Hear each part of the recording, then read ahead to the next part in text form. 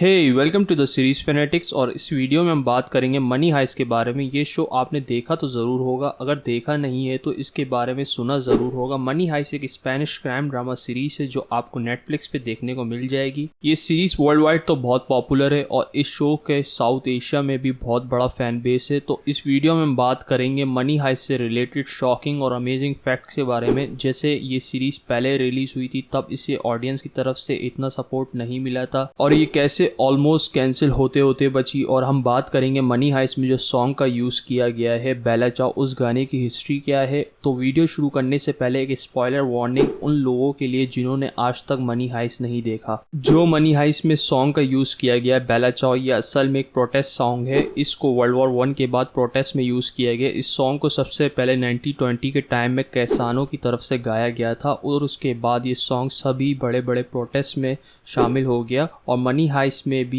इस सॉन्ग को प्रोटेस्ट की तरह ही रिप्रेजेंट किया गया है। तो गाइस, अगर आपने मनी हाइस्ट देखा है तो आपको डेनवर की हंसी याद ही होगी। बेसिकली स्क्रिप्ट में पहले से ही मेंशन था कि एक्टर को ऐसे ही हंसना होगा। बेसिकली ये स्क्रिप्ट की डिमांड थी, जो एक्टर डेनवर का रोल प्ले करेगा उसको इसी तरह हंसना होगा। तो हम ये कह सकते हैं कि जेमी लॉरेंथे को अपने ये सिली हंसी की वजह से ही डेनवर का रोल मिला।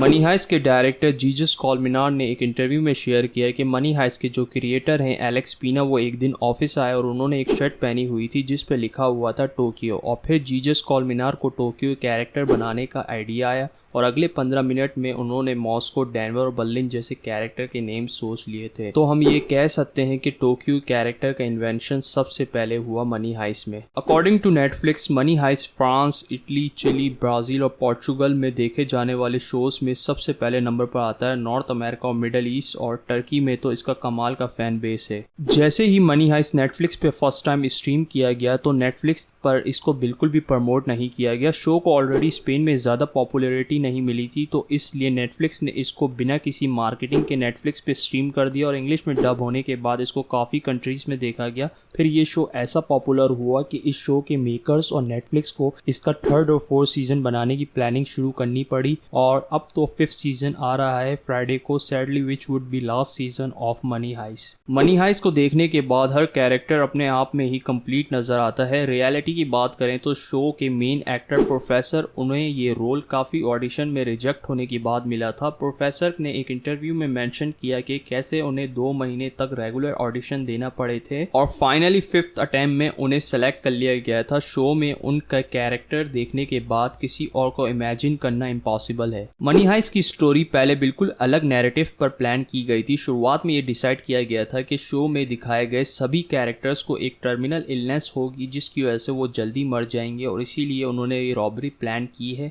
बाद में इस आइडिया को डिक्लाइन कर दिया गया और सिर्फ बर्लिन को ही एक इलनेस के साथ दिखाया गया। मनी हाइस्ट का सीजन 1 और सीजन 2 दोनों सीजन्स की फिल्मिंग स्पेन में ही हुई थी। यहाँ तक कि सीजन 1 की पूरी फिल्मिंग मैड्रिड में ही हुई थी और सीजन 2 के एंड में जब रकेल प्रोफेसर से मिलने थाईलैंड जाती है वो सीन भी स्पेन में ही शूट हुआ था।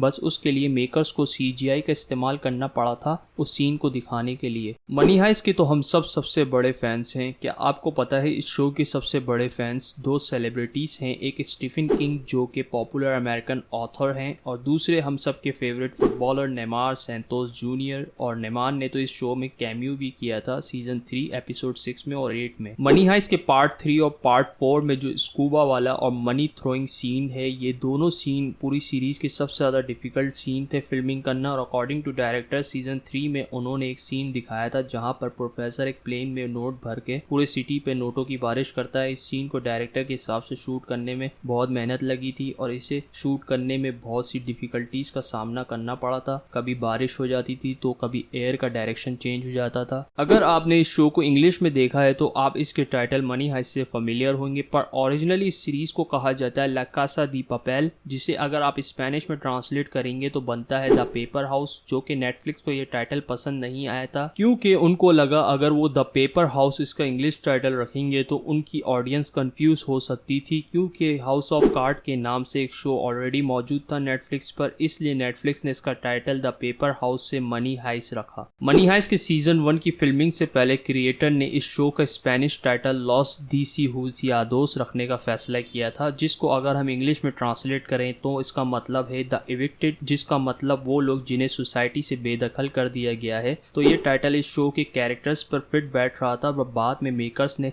इसका टाइटल ला कासा दी पापेल रखने का फैसला किया। तो जैसे कि आप सबको पता होगा, इस शो को टोक्यो नरेट कर रही है फ्रॉम द बिगिनिंग, और बहुत से लोग सोचते होंगे कि इस शो के नरेटर प्रोफेसर क्यों नहीं है। शुरुआत में क्रिएटर्स ने ये डिसाइड किया था इस शो को प्रोफेसर नरेट करेंगे, टोक्यो नहीं। फिर शो के क्रिएटर्स ने सोचा ये काफी नार्सिस्टिक हो जाएगा प्रोफेसर कैरेक्टर के लिए कि वो खुद ही अपना प्लान नरेट कर रहे हैं। टोक्यो का लुक हैवीली इंस्पायर्ड है Leon the professional French movie character Mathilda से, और according to the show creators Tokyo character सबसे डिफिकल्ट था डेवलप करना। वो इस रोल के लिए वो कोई ओल्डर एक्ट्रेस कास्ट करना चाहते थे, पर अर्सुला कुर्बैरो की एनर्जेटिक परफॉर्मेंस देखने के बाद उन्होंने टोक्यो का रोल के लिए अर्सुला कुर्बैरो को सिलेक्ट कर लिया था। तो ये 14 फैक्ट्स थे मनी हाइस्ट से रिलेटेड। उम्मीद करता हूँ आपको ये वीडियो पसंद आई होगी। अगर आपको मनी हाइस्ट से रिलेटेड कोई फैक्ट्स पता है इन फैक्ट्स के अलावा, तो आप कमेंट्स में ज़रूर मेंशन करिएगा। तो फिर मिलता हूँ किसी और वीडियो के साथ। Till then bye.